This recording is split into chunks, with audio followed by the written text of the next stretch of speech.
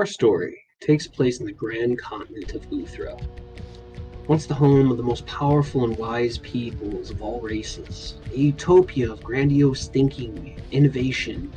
Magics had never been more vast and varied. All peoples were prosperous in this age of peace and happiness. But then, seemingly overnight, a silver fog overtook the known world, plunging it into chaos. The Golden Age is now long past. In the past 100 or so years, progress has gone backwards. Magic's lost, history is forgotten, and the reign of regal politics now dominates the balance of the world. Kings bicker over petty ley lines and disputes of power over blood lineage. The land is now separated by a vast magical wilderness, coated in a thick silver fog. Only the most prominent, well taken care of roads still exist, making any towns along these roads hubs of humanity. Outside the walled bastions, the fog carries its own dangers, able to move environments and its denizens, making navigation difficult, if not impossible, in some places. Luckily, there are places within the fog itself that are anchored into place by what means no one knows yet. One of these locations is the bustling city of Yetta O'Dare, where we find our band of heroes. Branch, a Feywild centaur, the lower half of a large deer, using his bow and spear to exact revenge on the warkin who killed his family. Calliope Moonsong, a lush Kalashtar bard, the center of all attention and friend to all. Aaron, a half-elf divination wizard, having a doctorate in archaeology and a knack for map-making, now possessing a ring of great power. Tirius Redfist, a satyr whispers bard, as keen with a rapier as he is a lute. Beaufort Steelgut, a paladin haunted by his past and seeking a brighter future. Sky, a mysterious fogborn from a bygone age, seeking knowledge as to who and what she is. This group of adventurers now sets out to find lost friends, becoming more powerful, making connections, and ultimately to right the wrongs that the Obsidian Sigil has created. This is the story of the Silver Fog. Oh, yeah. All right. Welcome, everyone. We're back. Yay! We're back, baby. All right. Yeah. So, it has been a while since we have streamed our Silver Fogs campaign, and there's quite a recap to be had. So, without further ado, let us jump into it. So, last we left off, several sessions ago, the party woke up well rested from the aftermath of Thistle Hollow, having looted the entirety of the building, discovered several journals in Thistle's possession, having lived through the nightmares, said goodbye to Tyranny as she flies off in the distance. The party decides to start their adventure eastward, hopefully getting to the sandy regions of the Far East deserts. As they venture out, color gradually returns to the surrounding areas. After about a day and a half's worth of rather peaceful travel, they stumble across a small village, a farming stead of sorts, where the party, what's a good picture? Here we are. They come across a small settlement, rather nice buildings, each of them having their own property markers. The whole area itself is walled off both internally and externally, creating almost like a labyrinthine type town structure. As the party reaches the front gates, two rather ill-equipped town guard, militiamen, whatever you wish to call them, notice the party, welcome them with open arms, extremely friendly people, before one of the guardsmen recognizes Calliope. Slightly alarming considering Calliope has never been to this particular village before. They open the gates freely and wish the guests in. The party did some trading, meeting several very friendly farmers, Sky was ecstatic because they had watermelons, her favorite fruit. What else happened here? We had a party. Yeah, there was in fact a party. They Calliope met thought she was in church. the freshly elected mayor, a very, very old halfling man by the name of Mayor Grizlov. Um, the mayor of this unnamed farming homestead greeted the party with open arms. Asked if they were staying the night. The party accepted. They went over to Old Nan's horse farm, I guess. I don't quite know what they call people that tend horses off the top of my head. But she is a elder Goliath woman, probably in her mid 60s. Um, and the party basically let their horses go into the pasture with the rest of the wild mustangs that she tends to, putting their cart in this extremely clean cement floor barn with metal reinforced bottoms, completely rodent free area. They basically went through the town, talked to villagers, enjoyed some barbecue. Calliope went off and bribed the poor elven huntsman on the outskirts of the town to collect strawberries for her and to burn all the blueberry bushes due to Calliope's PTSD backstory stuff and things. And he said that he would be back that night with at least strawberries. And as the party basically ate with this town in this open air kind of like seating area, Erin summoned her new familiar, Oku, the body breaker, as he apologized to Calliope for his rather rough handling of her in their first meeting. Those two had a bit of a sparring match, throwing on a bit of a show where Calliope was like, all right, you're not so bad. You're still a bitch, but you're not so bad. Indeed. um, And as the party rested that night, in the morning, they realized that the hunter still had not returned. And as Calliope mind linked with him, she discovered that he was in a pretty rough state. His vision blurred with pain and exhaustion. The party was like, that's a problem. And they all rushed off, asking old Nan to borrow a few of her Mustangs. They all rushed off. The party, having rolled fairly high survival checks outside of Beaufort and Billy Goat, who went off and did their own thing for a little while, eventually catching up to the party as they entered this rather unusual forest. It was essentially walled off with a thick fog. Um, the forest itself was fairly peaceful, all in all. Switching over to this artwork. It was a sparse woodland, thick fog, kind of stagnant, not moving at all. But as the party moved through trying to find the huntsman, they realized that this was fertile hunting grounds. Packs, herds of deer and elk walked about without any sort of fear, despite the party getting rather close to them. Wildlife all around them, squirrels, rabbits, songbirds, birds of plenty flying through the canopies. But eventually finding a area where they seen a pack of roaming undead. A large pack of roaming undead. I think there was 53, 55 undead in this roaming pack. But on the far side of this clearing, they seen the huntsman hiding in a hollowed out tree. Combat ensued. Most of the undead went down fairly quickly due to Sky's powerful. God, what is that terrible spell that she uses? Spirit guardians. Spirit Guardians, bane of my existence. Uh, And my they took weapon care speed is of over. the bulk of the undead. A few of them giving a problem, such as the armored undead that had unusual flanking ability and innate ability to use tactics and weapons instead of their claws and teeth.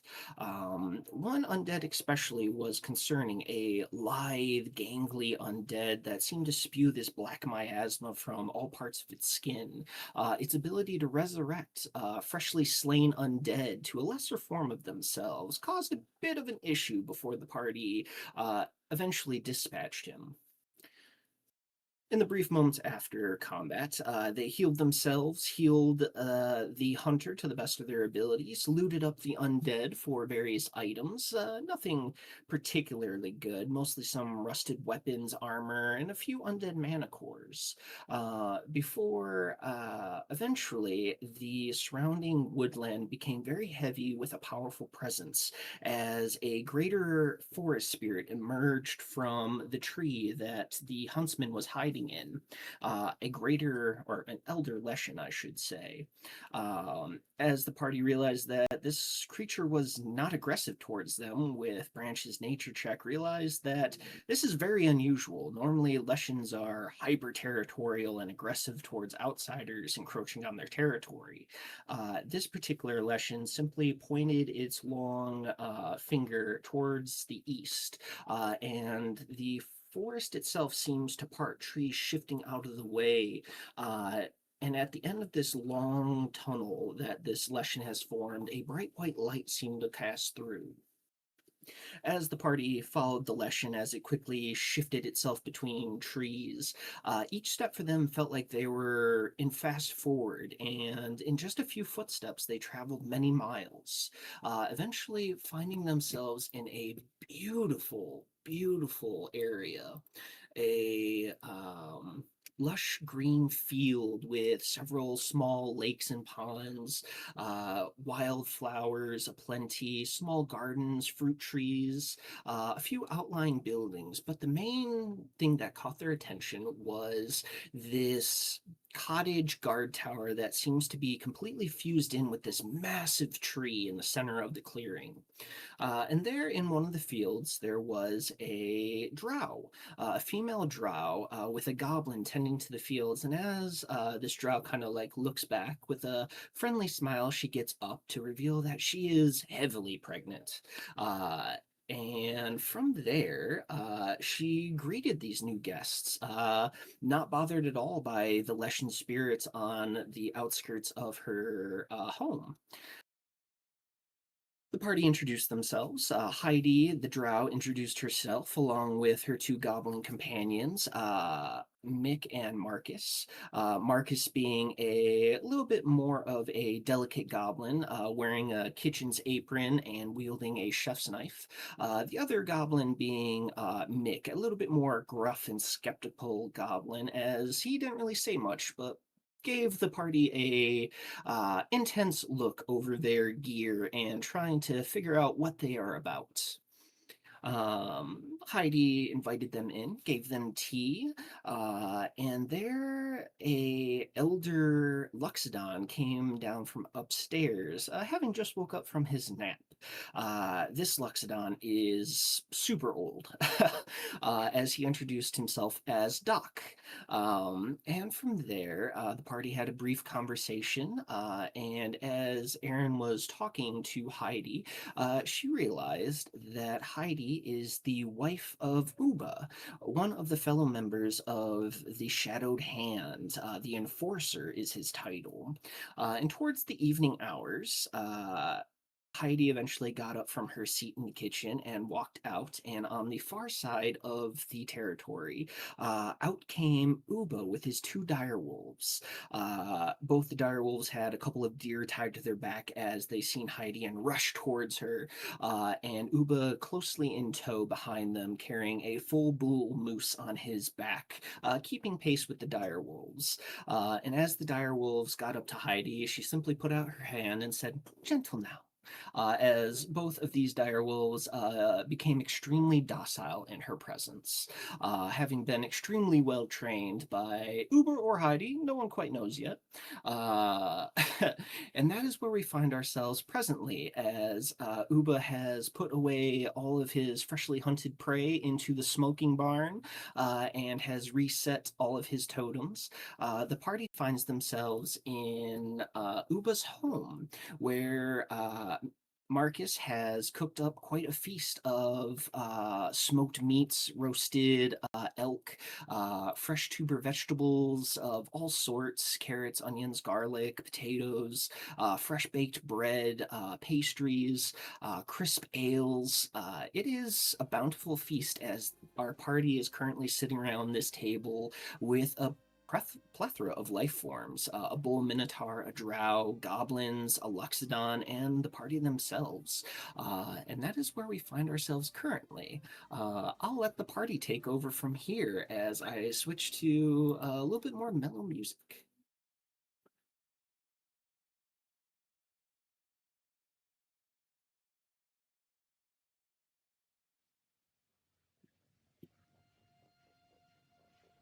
You find anything interesting with Billy? What were you doing back there, huh? Huh? Talking to me? Yeah, you're the only one over here with secrets. Of course, I'm not I trying don't to have deflect any at all. secrets. I don't have any secrets. No, I'm jotting stuff down. I'm making sure I keep my focus on what's true and what's not. And what's the truth so far as you see it? Huh? How do you see things? Okay, Bofer literally turns his journal around and begins to read to you. Okay, the undead we fought. Mostly normal, some armored zombies with slight intelligence boosts, not decayed brain, odd, but not necessarily anything to shake a stick at. Not a big deal. I got four undead mana cores from that, which I can now use to imbue into the armor of some of us here to give us resistances to any kind of undead attacks. The black aura zombie, and he just starts reading off what's in Bofer's journal right here. Just reading it. I'm like, I'm documenting. I'm making sure I keep my stuff straight because, as we all know, the fog can sometimes skew the truth, and so I'm trying to keep the truth straight. Okay, let's keep the truth straight. Some fog can skew the truth. Sometimes there's good fog. Why do I keep telling you guys this? Your fog is Okay, but also you're with kill anything that is not upright, righteous, and a beaming beacon. So maybe just maybe we need to maybe we can talk more about what is good and bad more with you, and then we can start talking about good and bad fog. No? Well, that's true, but every time we get into a new kind of fog, I tell you whether it's good fog or bad fog. Okay. And the level of evil the fog has. Okay. Also, I was gonna say, I'll pull my journal up to you, Calliope, and say, look, and I'll show you a schematic for Branch's armor, with a undead mana core sewn and stamped into the center of it. Like, so what this will do is it'll give him some kind of boosts and resistances to undead attacks. It'll keep them from giving him some kind of, feeling of undead that they put off. Really, mechanically, it's resistance to necrotic damage. But I'm trying to figure out a way that I can maneuver this, and I'm thinking about, I only have 4, so I'm thinking about anybody who wears, because I can't necessarily put this into just like your dress or Sky's robes. I really want it. It's not really a pretty color. Sorry. So realistically, though, knowing that what you know about my current genetic makeup, and I'll point to the tattoo on my arm. Could you imbue that somehow, or like put that into my tattoo, or like into my blood system or something somehow? Listen here, little Uzi Vert. We are not implanting a gem into like your motherfucking body. I'm not talking about like a gem, but like, I don't know, something. If I can, I don't know how stuff like that works, but like, I don't know, the blood of the How can we make it into a pretty tiara? Hey, you think you can beat up a tiara? We can make her a crown. Hey, Mitch. I'm wearing a circlet already. Yeah, what's up? Well, put Can it I in make the circlet. I guess it would be an Arcana or maybe a medicinal check to see if it's possible to grind down these mana cores into essence and using it as tattoo ink. Is that possible? You Oh. wouldn't even need to make a roll for that. That is a fairly common practice to grind down monster cores into a magical powder to, and then put into a tattoo to fuel its magical abilities. Yes, So as difficult, painful, but very possible. as Calliope is telling her how it's not possible, Sky, I'll mind link with you and go, it is possible. It just hurts a lot, and it's not fun to do. So we can talk about it more later. Wait, Uh, so you would okay. hear Uba chime in, and go, "Yeah, it's a pinch," and he kind of raises up his massive right arm, and on his rib cage you see that there is a massive tribal direwolf tattoo on his side. He goes, "It was not pleasant, but it works out nice." And he kind of whistles as he kind of swallows a massive mouthful of food, and you see from his tattoo, you see a massive direwolf in the form of like it kind of looks like the familiar from Alucard when he summons that crazy dog. It looks very similar. It's like all like black, Yeah, like a it's got like Yeah. silhouette. it's Like pure a black with like a sharp red aura silhouette. around it. It's got like two eyes that aren't the same size, and they both like look around madly like a chameleon's, and the mouth is entirely too big. I'll Oh. So I look at Uba and go, okay, it's just a pinch, or is it like being stabbed with a dagger, or like being hurt on the battlefield? 'Cause before he answers, I'm gonna look at Uba and like with big eyes, like be like, I'm already scared to death of these guys, so I'm not like trying to like make it any worse. So I'm just trying to play as cool as I can. I'm not looking at Sky while she's talking to him, going, you better not. Like with just my eyes, like you better not. You see Heidi reach over and just kind of like gently smack him on the arm, and she says, "No magic at the table." Uba goes, "Oh right, shit, shoot!" As the direwolf shadow kind of shrinks back and goes back onto his rib cage. As a player, I have no idea what was about to go down. I'll that's say awesome. Uba, would you mind maybe after dinner, since Miss Heidi has said that no magic at the table, would you mind just from a medicine man, would you allow me to look at this and see how it's healed and how it works? Would you be okay with that? Fair. Yeah, sure. I mean, if you're looking for medical advice, I'll go to the old man over here. And he kind of points a big thumb over at Doc at the head of the table, who's just kind of sipping on tea. His eyes half closed as you see his ears kind of just paying attention to all of the conversations about. Doc being a very old Luxodon male, his art is in the NPC channel. Gotcha. I'll kind of look at him and see if he's looking at me and just kind of like I can't tell. All right. Because he's super tall and I'm not. Back to my question. You said that pinched a little bit. How bad are you talking about it pinched? Because I woke up with this, so I don't know like if this hurt or not. Like I was just born with this a couple years ago. Like I told you. Well, that way. let me Born put it straight. to you like this. I was raging when I got this, and it still hurt like a bitch. Oh. So potentially just getting a little bit extra to be not able to get hurt by the undead creatures would probably not be worth it then. Wait a second. I know. I can make a potion that makes everything not hurt, and you won't be scared of anything. But but the experience of the potion working is a little scary in the moment, cause you kind of die, a little bit, just a little bit. On the inside.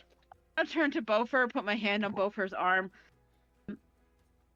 Perhaps I'll pass, but use that for somebody else. I don't think I really want to do that anymore. That's fine, and My Spirit Guardians works just fine. I'll look at. Calliope's gonna point at Branch. He's used it before. It works. It works. It's good stuff. I swear it won't kill you.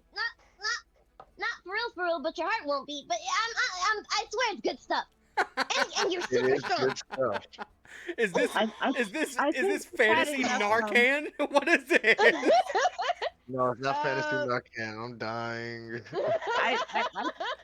I think I've had enough of being a medical experiment and having shit go in my body that, God knows what Well, it does to me for a while. But Out of perhaps character, okay, but you're YP did an the not the version of emergency. the huh? medical ads when half of the ad is just the bad side effects. He's like, yeah, you get Oh that stuff, but Lord. all this terrible shit is gonna happen to you. It's not that bad though, I promise. I'm a kind of scooch over to Branch and show him my sketch for his armor that I'm drawing, and be like, "What would you want it right there in the center? Would you want it somewhere else not seen?" I kind of thought it could go kind of center chest, kind of up near your neck. Center chest Wait is a pretty nice. second, And then I because while show we're him talking about the my possibility, what's up? oh, I got weird shit, but also the ADHD is on fire. I'm gonna go back to the game. Do the thing. Um, I want to show you my cloak. I point at the corners to my shoulders. Like, hey, Yeah. can you try to incorporate this cloak? It's has a lot of abilities that I really like, so I need to make sure it Bofer will kind of stand back and look at it and go, I don't know how well this stuff sticks to regular cloth, but we can for sure try. I might be, and Bofer kind of like it with climbs up on your back while you're wearing it and is like looking at your shoulder, like in between your shoulder blades, and kind of like squaring like a way for a gym to sit. And then remembers that if you can use this But essence to get a tattoo, you can also probably put it into some stitching. So I'm like, or I could stitch it and put like an embroidery across your shoulder blades if you're cool with that, and make it black so it blends. yeah, that'd be cool with me. Sick. I'm down with that.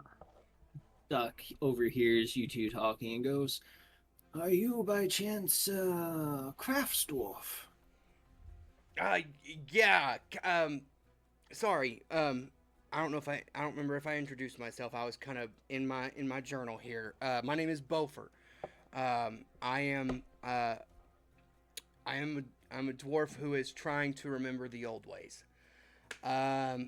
And it's been a long time, but I'm getting back into the swing of what I was taught when I was young, and my companions and friends here have allowed me to more or less experiment and kind of craft as I go. And so I've been, and I'll actually point at, because I think it was Branch, wasn't it your spear that I put the black iron onto with it? Or was it something else?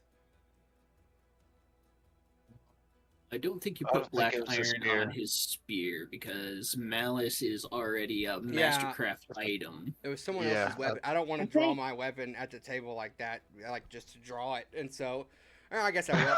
I guess I hold will. on. I'll unsheath. if you I'll if you don't unsheath mind. my 500 just a little bit, like kind of like out of the sheath a little bit, and I'll say, um, when we took over Thistle Hollow, I used the black iron to infuse it into my own blade to give it that little extra oomph. I also helped to design my own armor, Branch's armor. I said even in the town that we just came from, the two uh, amazing young men that were the guardsmen.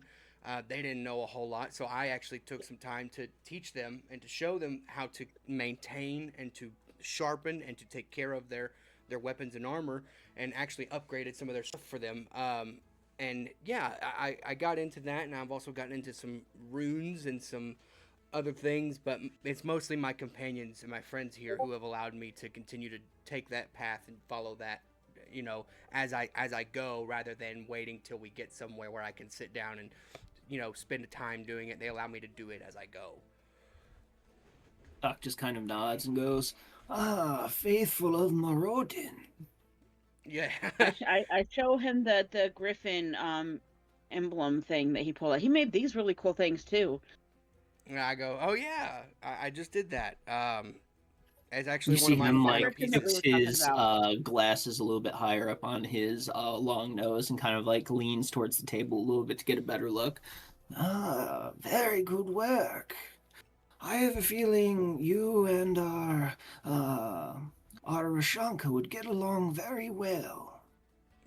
I would hope so. I try my best to live as close to the righteous path that Morodin has set before me.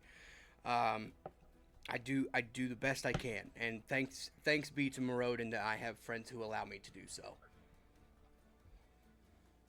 I kind of whisper into Beaufort's ear, careful bringing up your god. He's a little sensitive about other beings.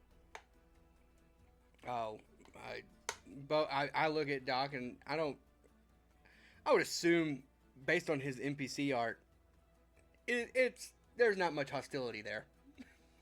No, he is an extremely calm presence. Yeah.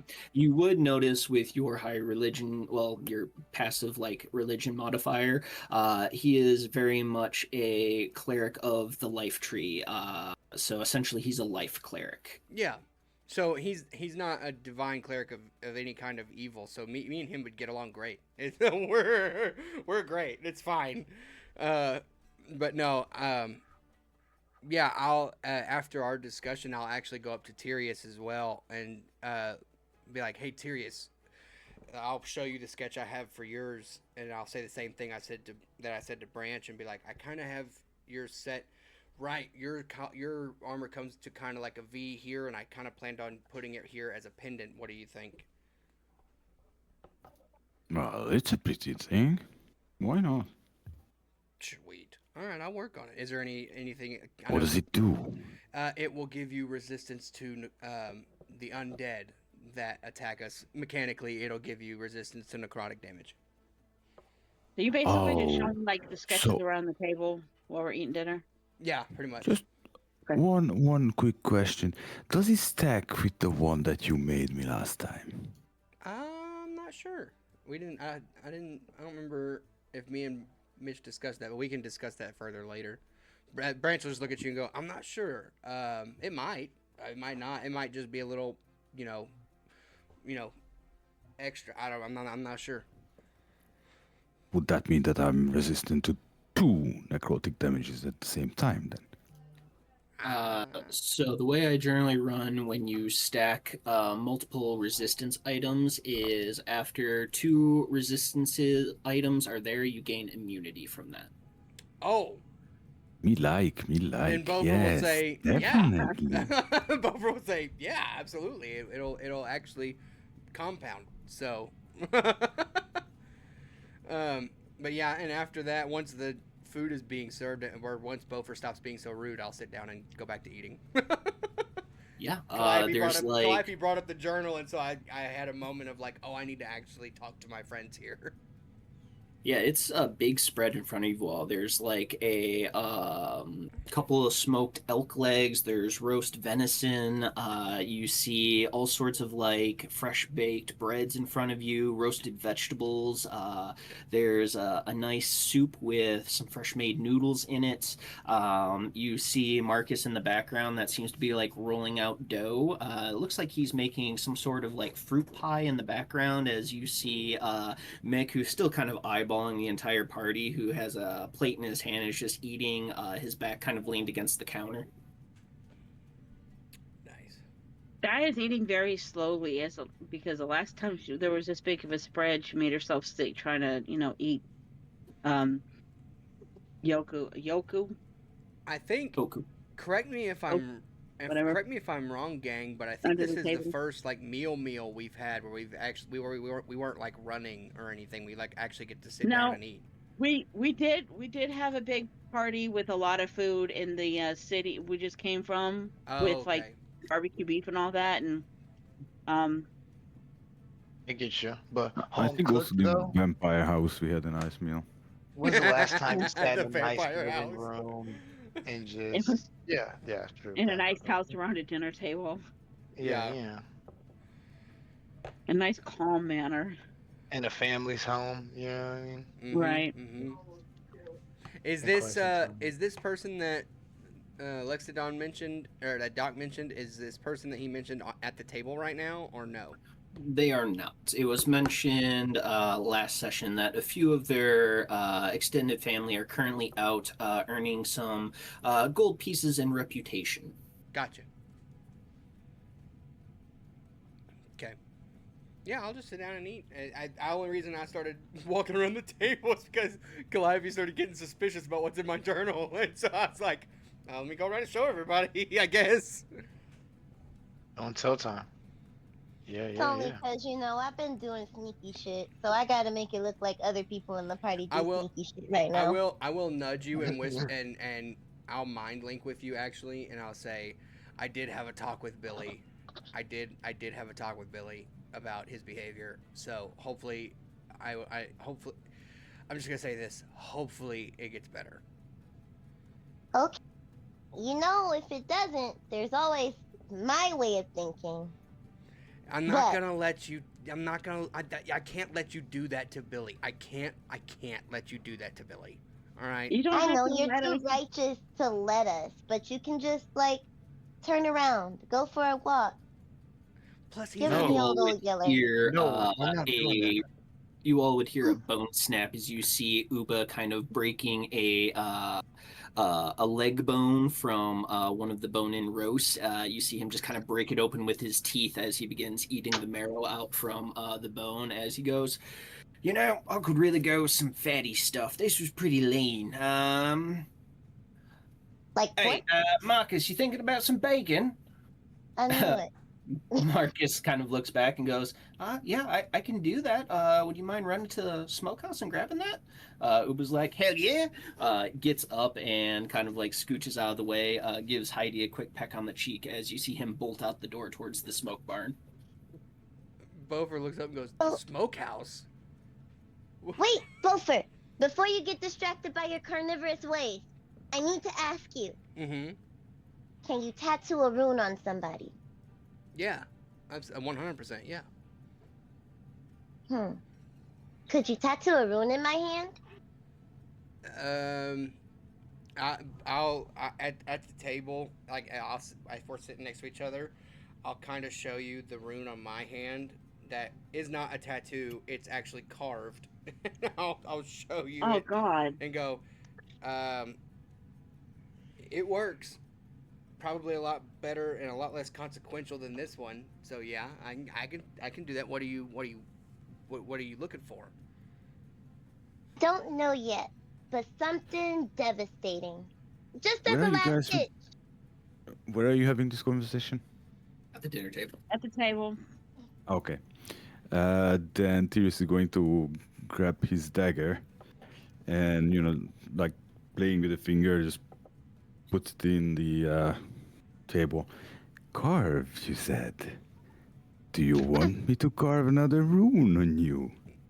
No. Can we have this conversation and talk about carving body parts after we eat somewhere else, please? I think that's a Heidi great goes, idea. it is a I'm not fairly carving the common. body parts, I'm carving some runes into it. And I agree with Sky.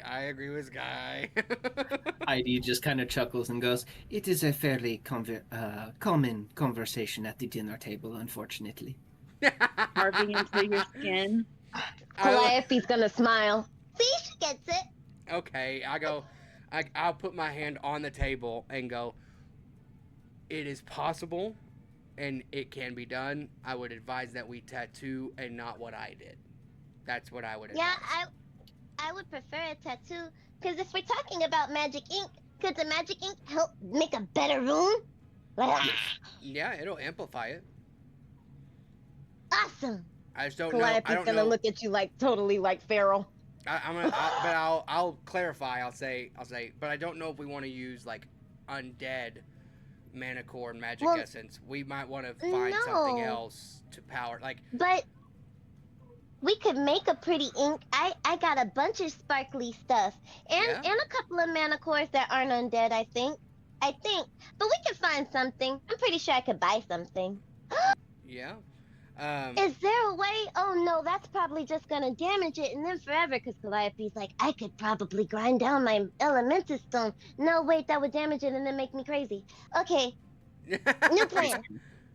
Crazy. Yeah. flipping everybody at the table off.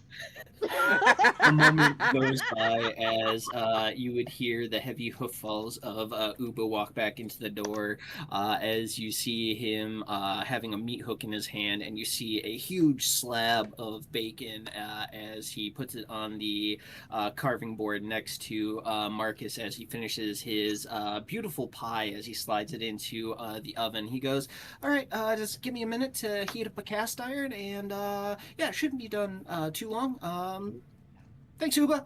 As you see him kind of pull out a long knife from his kitchen apron and begins cutting into rather thick strips. I'll look at Uba and I'll go, what animal is that from? That is a massive slab of bacon. What animal is that from? I'm going to point out before you answer that, I'm A looking wild at Marcus boar. and just shaking my head and going, and I literally say, that poor boy never gets a breast, does he? Not when it comes to food. What animal did that come from? He has literally been running nonstop since we got here. So, that's his Uba life. kind of smiles proudly as he goes, came off one of the Tusker boars, got up in the Northern Territories, just past the Dwarven Mounts. Big fierce thing, but we took care of it. Actually, where is that trophy? As he kind of like looks around the room. Mind you, above you all, there's just a bunch of like skull trophies and antlers hanging up as he kind of like spots it above one of the windows. He goes, there it is. And he points towards it where you see these two massive boar tusks that are probably like 2.5 feet long. Bofer looks up at it and goes, oh, I bet that was a hunt, wasn't it? Me and the boys took care of it. Wasn't no thing. That's incredible. I look at Branch and go, me and you got to do that sometime. Oh, of course. I have a lot of experience in it, so it would be pretty easy. And Bofer goes, I've never actually hunted like big animals like that before. I would love to do it sometime. Yeah, the lands around the tower are actually pretty ripe with hunt. Mostly mundane things, but every once in a while you get a big baddie walk in, and it's worth a good hunt every full moon or so. At this point, Bofer stopped eating that. Now that he pointed out that, now Bofer's like taking an inventory of all the trophies, going like, what animals has this man put down? You see red stag antlers, elk antlers. You see Good several Lord. boar trophies. You see Nandi bear skulls, which is like essentially it's the size of like a black bear, but the bottom jaw bisects and opens up to a much wider point. Like an anaconda? Yeah. Oh my word. You see a couple boar trophies. You see a large piece of leather that looks like the leather from a dragon wing. Wow. Whoa. I don't know how that one. I don't know how to feel about that one. I know how. It does have a green-yellow tinge to the leather. Is that just old or is that breed? That would be the breed of dragon. This likely came off a adult green dragon based on the size and coloration. Okay, cool. All right. I don't think. I would hope. I don't know what. I only know what one of my stepkids look like. Fuck.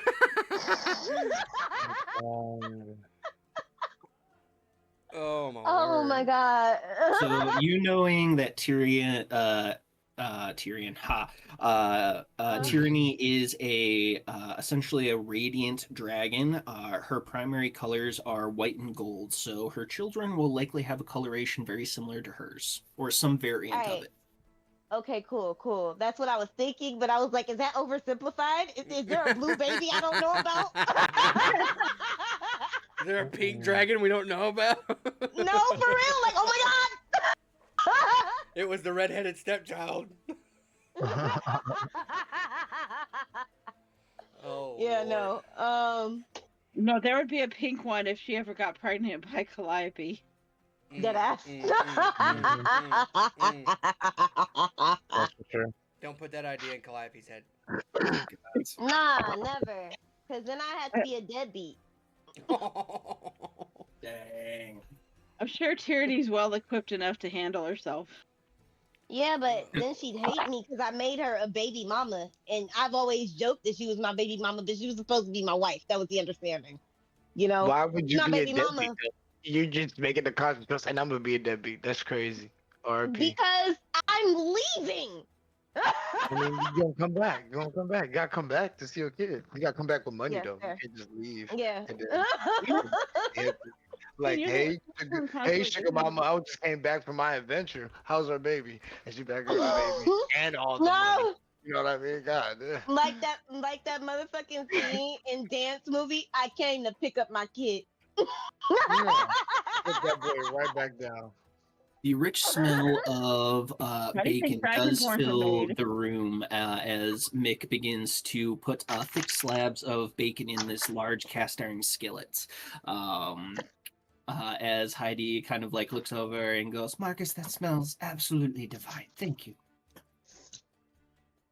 Hmm. I'm still trying my hardest not to get sick, but eat a little bit at a time. It's very nice. Like the smoke on it is perfect. It's very tender. Like it's really high quality smoked meats. Like you don't know how he gets it to be this perfect, but it is damn good smoked meat. Ooh, it is raining over here. Remember the last time I actually ate? I tried to eat the big, tall, gangly dude under the table. Yeah, And I good got luck down with like that. 4 plates Yum. and I probably threw up. So Yom's a bottomless pit. He hasn't eaten in 100 years. We're just now feeding him regularly, baby. You can't eat him under the table. yes, and I tried. I didn't know that. So Oh, nobody told you? Nobody No, want. you don't. Oh, baby, I thought you listened to the stories. I thought you No, knew. it was I thought you supposed to knew be we a found fun him. surprise. He Do was you remember homeless. if you don't remember at the party while Calliope was fighting Oku, I'm sitting at the table trying to eat Yom under the table. And he's like on his Oh 6th plate while I'm on my 3rd, and I get through halfway through that and I start throwing up. no, I'm like, baby, I'm looking at no. people going, Uba "Fuck chuckles. this." He goes, "That boy's got almost as big of an appetite as me, and I eat a lot." As you see him kind of pick up another Yeah. smoked leg and just take a big bite and rip a whole bunch of flesh off the bone. I'm like, yeah, don't remind me. Don't challenge him to an eating contest. That wasn't very smart. I think Calliope's gonna take a plate off the table and try to discreetly lay it near Aaron's shadow.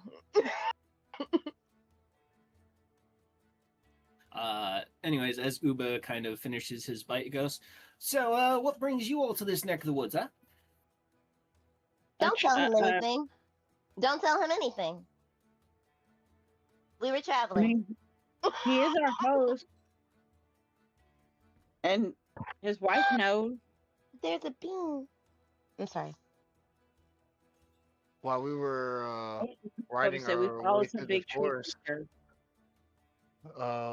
we encountered a large group of undead trying to attack this guard. And Yeah, remember the man. undead that you were supposed to kill?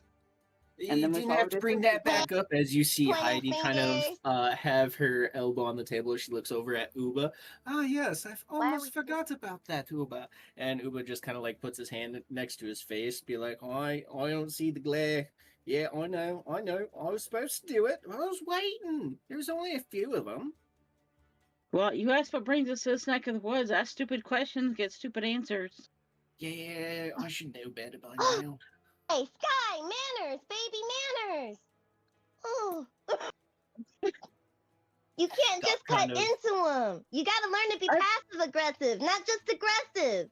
We gotta put some passive in there. Doc sorry. kind of chuckles Sorry, as he I'm stands up sorry. from the table and goes, "I believe this would be a good time to have an after-dinner smoke. I'll return in a moment."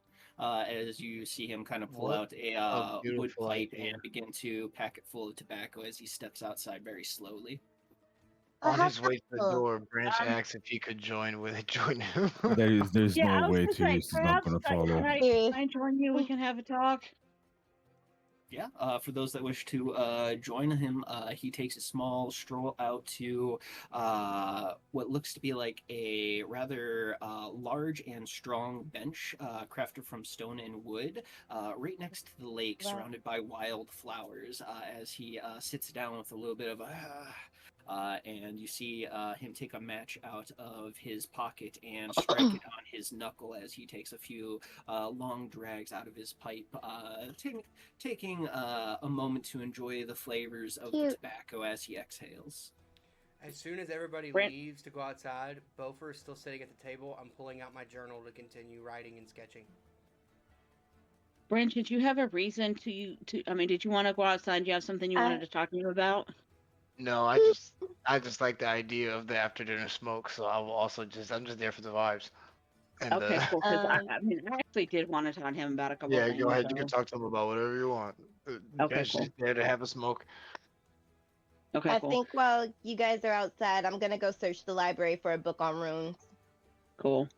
So Well, as we step outside, I look up at him, and I'm still a whole lot intimidated by him. But I would go. So to continue our conversation from earlier, what do you make of the story and the stuff that I told you? Takes another long rip off of his tobacco pipe and exhales. It was quite a bit to take in, but I told you it was a always long said, story. you have had quite the adventure, youngling. Yeah, I mean, that's not really everything, but that's like the summary of the story for the most part. But that's why I don't remember the city of apples. And I was thinking, like, when we talked to the griffin, a griffin named He Who Sets the Sky Ablaze, that we rescued him, and then the griffin eggs in the fortress in the woods somewhere back there. But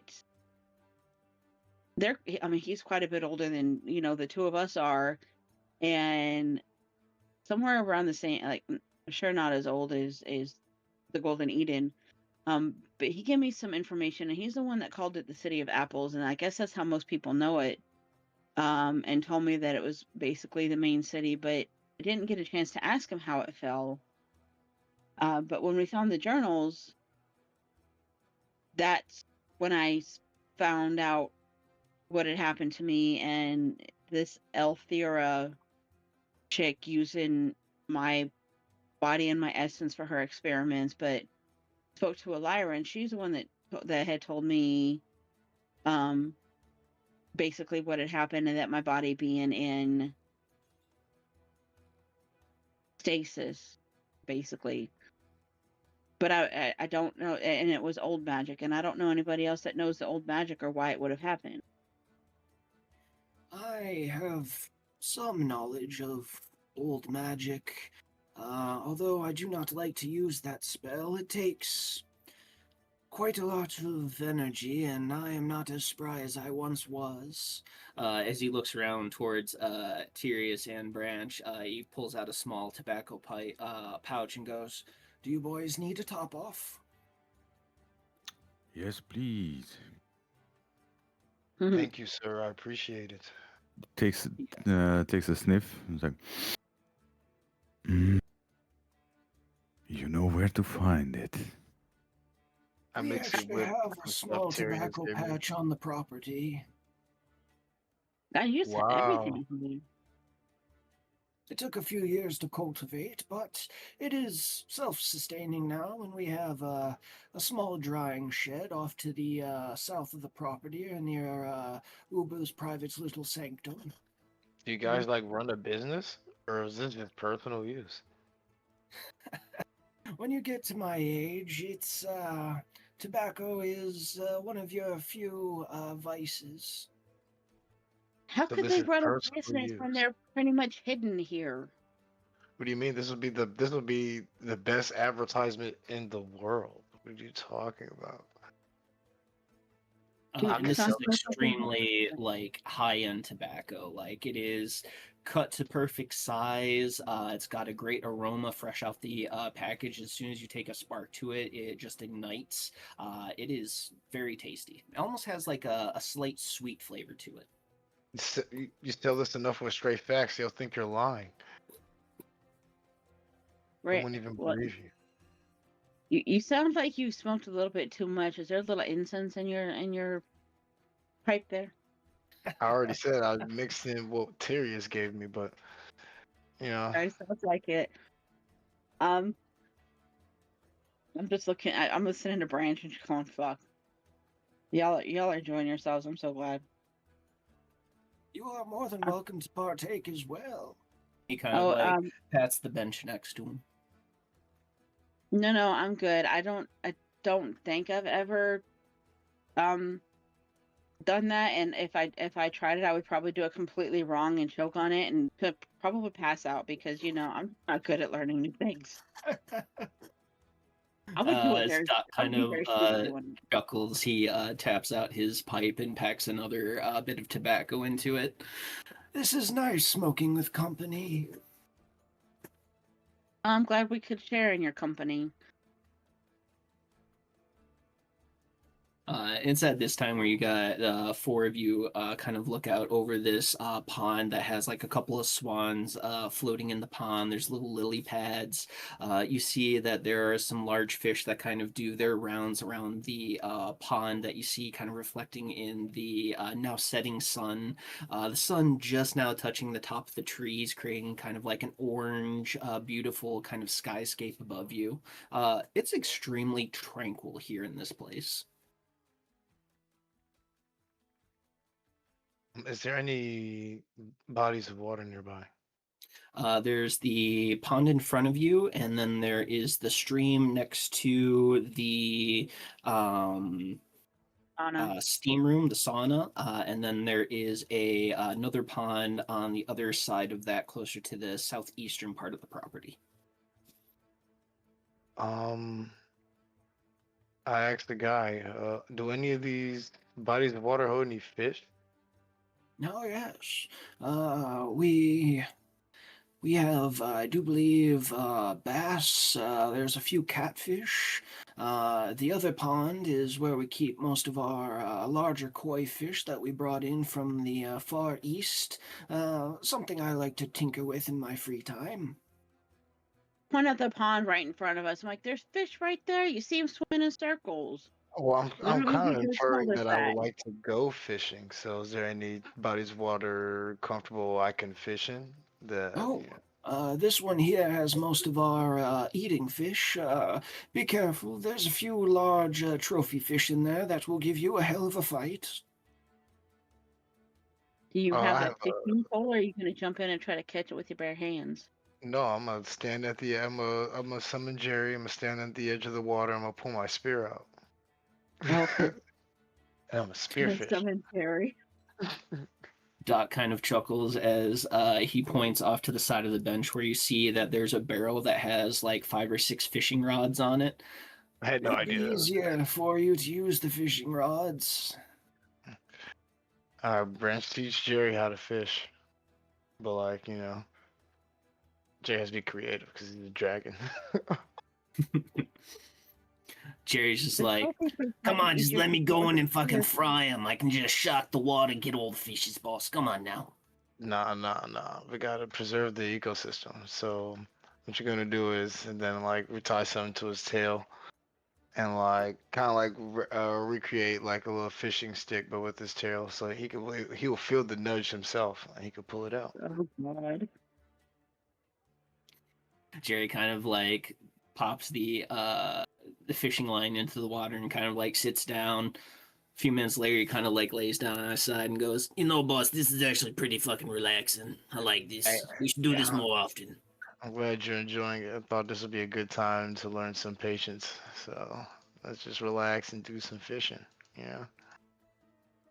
Gotta throw a little nudge at me, calling me impatient, boss? Come on now, that's not nice. Not calling you impatient, but I do have to lay the groundwork for patience in our relationship. Touche. Wow. forgot Branch was a dad. Oh, Branch was canon a dad. Oh, this is a sad moment actually. Fuck. That's funny. As a dad, let me let you know, this isn't sad. This is just heartwarming. But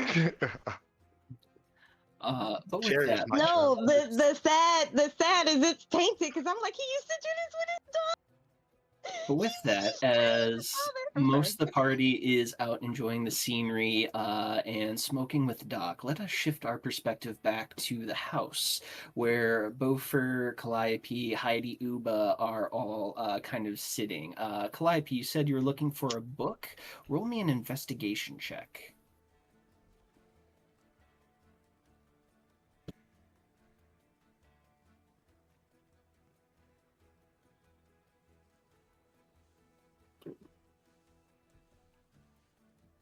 I don't know if Calliope caught you. Hold on.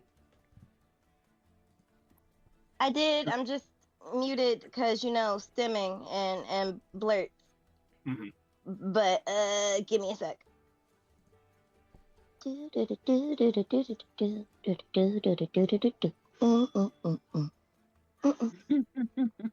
While that's happening, Bofer, what are you doing? As Heidi is still eating off of her plate, Uba is still gnawing on like a whole elk leg as he kind of cracks the top of the leg bone off and begins eating the Oh. marrow.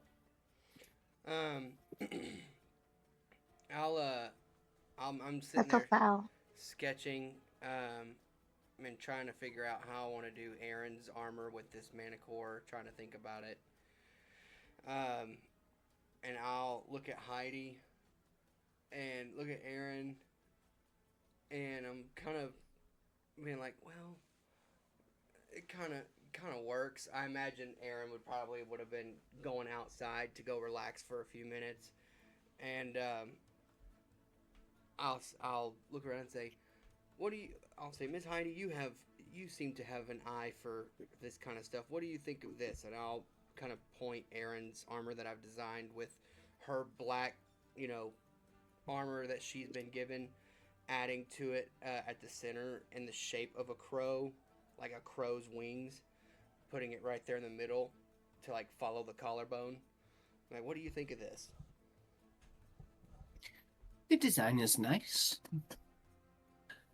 Although I would make a slight adjustment to flow with the armor a bit better, as she takes out like a small piece of charcoal from her pouch on her hip, and she begins to kind of like sketch in a bit of like underlying filigree that kind of fills out the empty space in between the wings on the collarbone and the centerpiece of her armor.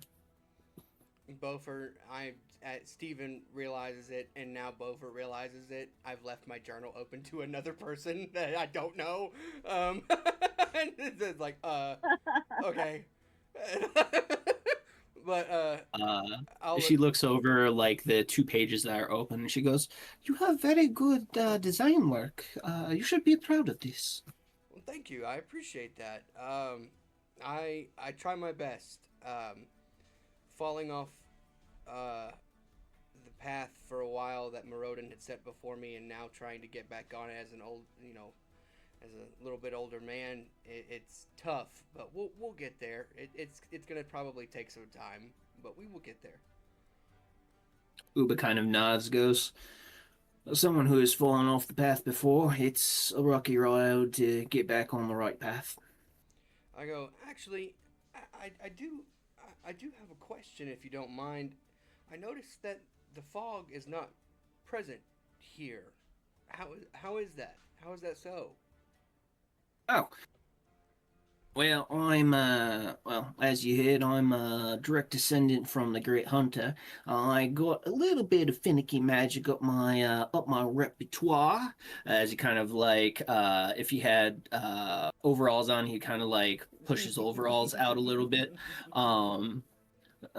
Between the gods that have blessed this area and my totem magic, I've made it so that it's always relatively nice here. Not a big fan of grey skies, so I'll make sure that it's always sunny during the day. Beautiful skyscape at night. Have several miles of our home marked off. Those who wish ill harm to me and my family, and he kind of like looks over at Heidi. They tend to get a wee bit lost in my wood. Yeah. So glad I didn't step on and break that one now. Something I noticed when we approached was not only the fact that the fog is not present, but also I understand that you are with the Huntress and I am with Morodin. Nonetheless, we both serve, and I felt my connection to Morodin almost strengthened coming out from the fog and into here. And I was astonished. It boggled. I've been trying to get that connection back for a long time now, and it's We have several deities that are heavily worshipped here. Between Doc's the Life Tree, my Great Hunter, and then we also have a rather elaborate shrine to Moto down in the basement. But yeah, we've racked up quite a bit of favor between the divine, and it's carried over into our home life. Bofer chuckles and goes, "Oh, Moto. Oh, Moto. You wouldn't think that Moto would make themselves known while I'm here as a worshiper of Morodin, you think?" I mean, Moto's only really shown themselves when Rashonka's here. She's usually making quite a ruckus when she's around. They should be back in a few days. I haven't checked in with them recently, actually. And he kind of like snaps his fingers and begins mumbling as he casts Sending out. Gotcha. And Bofer's like, "Okay, that's. I don't know what. I don't know. I don't mean to, intrude on your wisdom or your intellect. I don't know if you know the relationship between Morodin and Moto. It's not contentious, but it is very much so a lot of bickering back and forth. I, for one, don't care for the bickering. However, I do know about it, if that makes sense." Uba kind of chuckles and goes, Bickering's good. Heidi kind of like looks over at him, like smacks his arm as he goes, "What? Oh." I laugh and go, "Miss Heidi, it is totally fine. I do not worry, do not stress. I know about it. If it comes to it, I know how to handle it. It's totally okay." As Uba gets smacked, there is a sudden rumbling outside as you all would hear thunder. That doesn't sound good. As a bolt of lightning crashes into one of the outer fields as you see several people suddenly appear as you hear a rather loud and boisterous voice go, "Oh yeah, baby, we're back." As you hear another voice goes, "And here you are being so loud already." It's serious.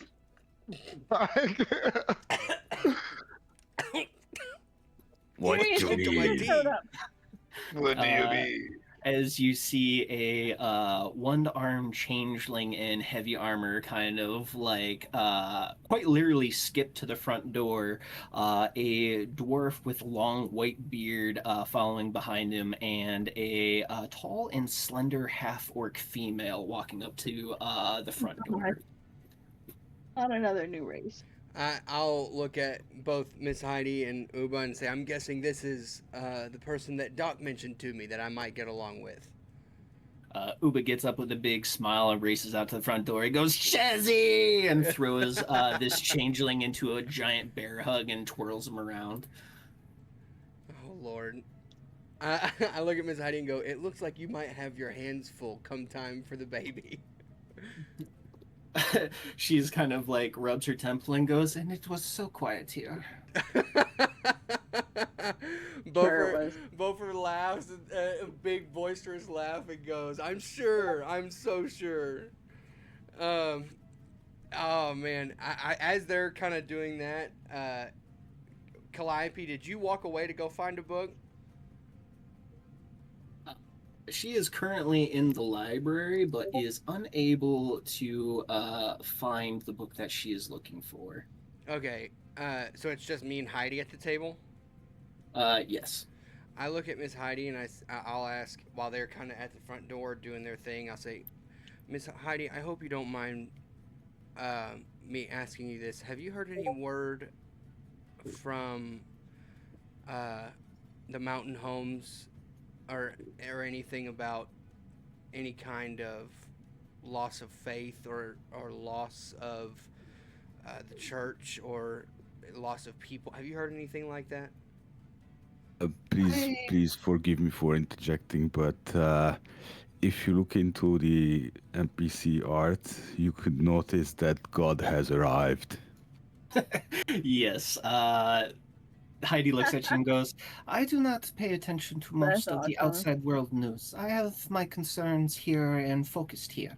I am very much a homebody. Oh, If you wish to talk about Dwarven issues, I would recommend finding Zermak. gotcha. Okay, thank you. I just didn't want to impose on anybody. And you just seem like a very kind and open ear, and so I figured I would ask. I tend to lend my ear out, but my concerns for the outside world are limited at best. I have no outside connections. I very much prefer to keep my time spent here to create a happy and welcoming home. As you should. As you should. Amen. Amen. And I'll just turn. Is I'll she kind of. Faye? She is a drow, a dark elf. Ah, okay. Um, I'll kind of just turn my presence in my chair to the front door and just wait to see who comes in. You see Uba and a changeling with one arm walk in, both giggling like fucking schoolgirls as they are just talking super fucking loud and being obnoxious.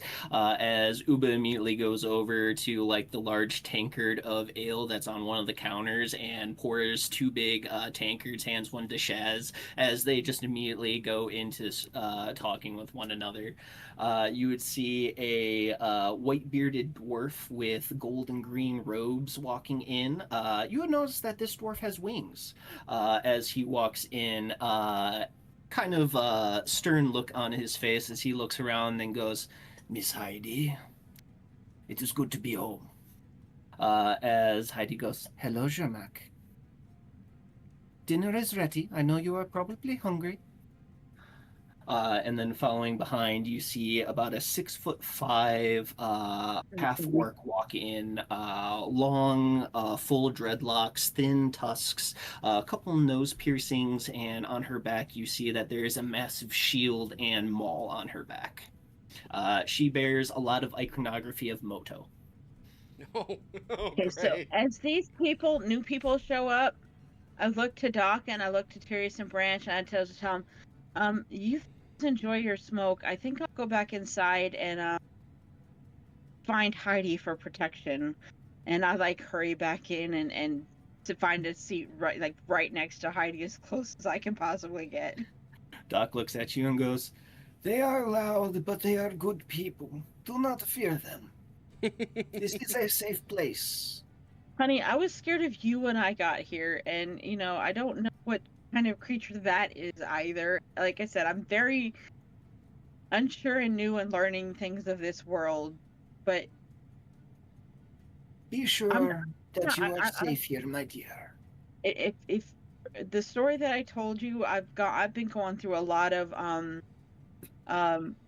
personal breakdowns of stuff that I've been dealing with in the last like I don't know couple of weeks, and then learning new creature types. I've just been going through mental traumas, so I'm working on it. But I thank you for your information, and I do have a couple other questions, but I think we'll wait till after dinner and a more um Deep maybe breaths, later in my the dear. evening. You will be fine. Have faith. I have faith, but apparently, according to you, in the wrong person. But Doc thank just you. chuckles. That was not my intent. That's okay. I didn't like I said, I didn't take offense. She's like my mother, but I appreciate it, and I'm just gonna like scurry off to find Heidi. I'm like twiddling my thumbs and like my As hands you together. So just sit next to Heidi, you would see Shaz, a taller, kind of well-built changeling, blue tinted hair, a big smile on his face, white on white eyes, but you see that his skin is heavily marred by acid marks and lightning scars. He is missing his left arm, and on his side, you see that there is a longsword. He wears kind of dark tinted heavy armor, and he and Uba are just being super fucking loud, cracking jokes at one another as you see Uba kind of like ruffle his hair as Shaz goes, "Come on, man, enough with that. I know you're bigger than me, but fuck off. You don't have to rub my head like a kid." Uba's like, "Ah, Shazzy, I missed you, bud." keeping in mind that I emanate the light spell from my body all the time, so I always forget that. But I always think that that's gonna like when I remember it, create some kind of distraction for people.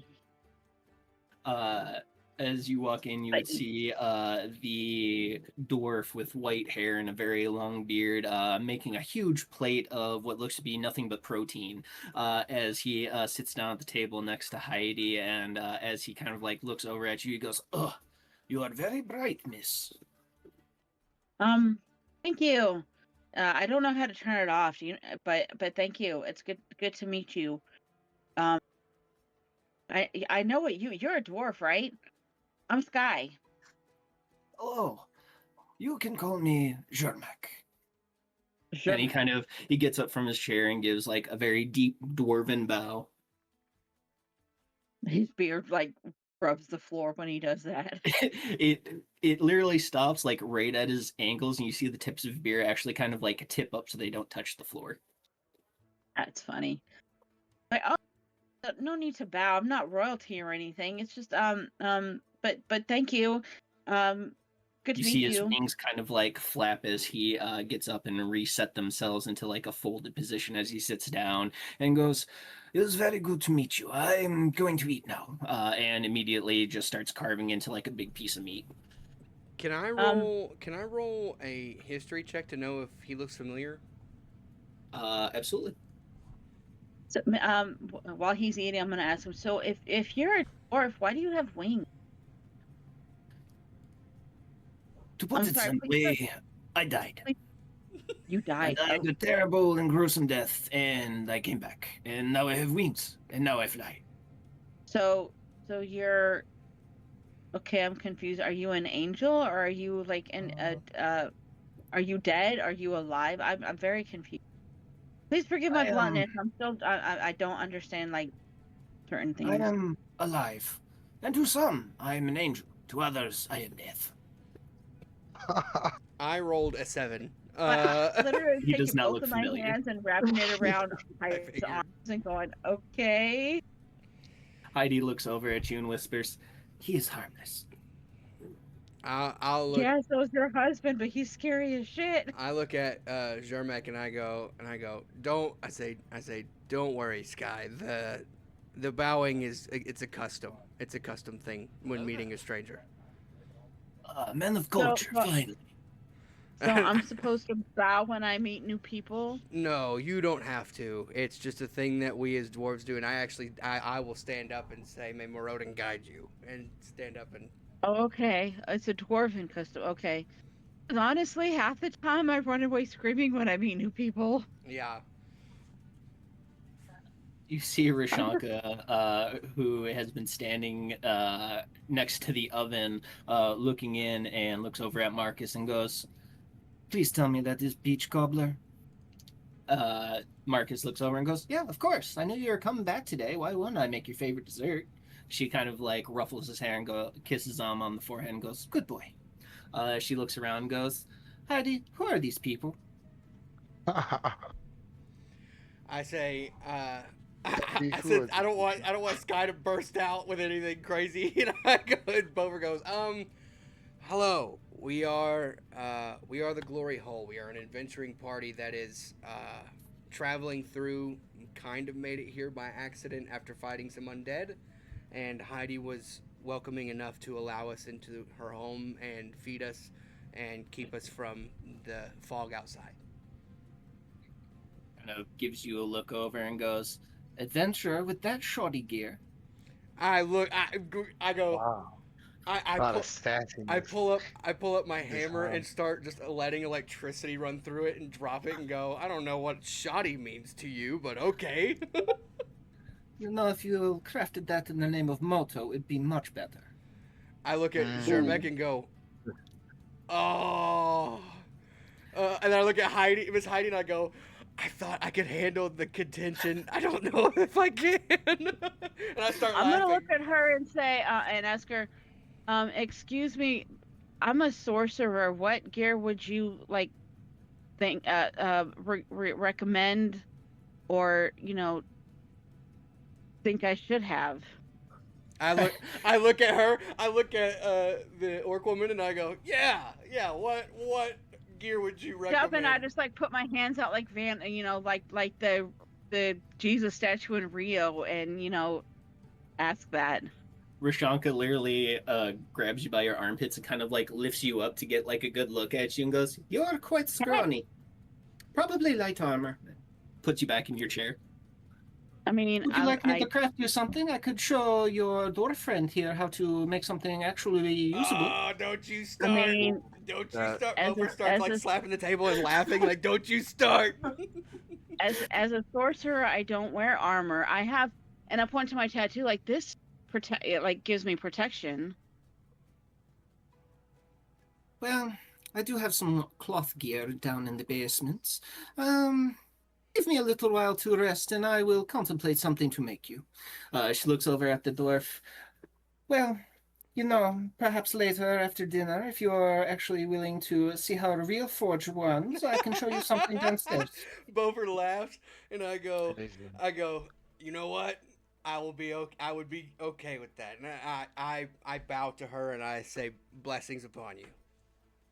Bofer. She looks over at you, looks at Zermak, and goes, "You two are very friendly.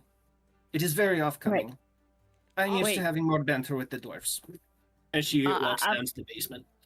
Hold on, I'm gonna look at Sky. Looks confused and looks at Bofer. Said, "Bofer, I thought you were a real blacksmith and craftsman. Is she not saying that you're not?" Oh, Bofer gets starts giggling in his belly, but it's like one of those nervous laughters, like, oh my word. And so Bofer's like, yes, I am a real blacksmith. Yes, I look at Sky and go, there is a lot of history between Moto, whom she worships, and Morodin, whom I worship. There's a lot of battle there on origin and who does the best crafts work. There's a lot of people actually end up like fisticuffs over it, but some people with leveler heads are able to just laugh it off and be pleasant to each other. But we still poke fun. She was joking. Well, Okay. I don't know if she was joking, but I'll look at Zermek and go, is she joking? It is hard to tell sometimes. Okay. But she's already left the room, right? Yeah, she went down to the basement, and probably 2-3 minutes later, she comes back up in a very well-fitted silk dress to show off her musculature and her curves, because she is a bit of a show-off. But Bofer's like, oh, so you trade away the gear for that? Come on, what's wrong? What's wrong? What, you can't wear your gear? I prefer to eat dinner in comfortable attire as opposed to some people who have to constantly wear their gear to show any sort of status.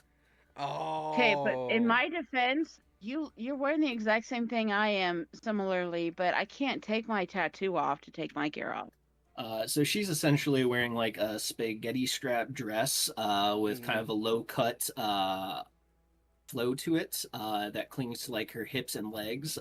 She has very broad and muscular shoulders and kind of shows off both her muscular and feminine side. Okay, have you seen Sky's art? That's I don't wear spaghetti strap, but I just wear a silky dress that's very low cut too. Are we talking about Rishanka right yes. Okay. Yes.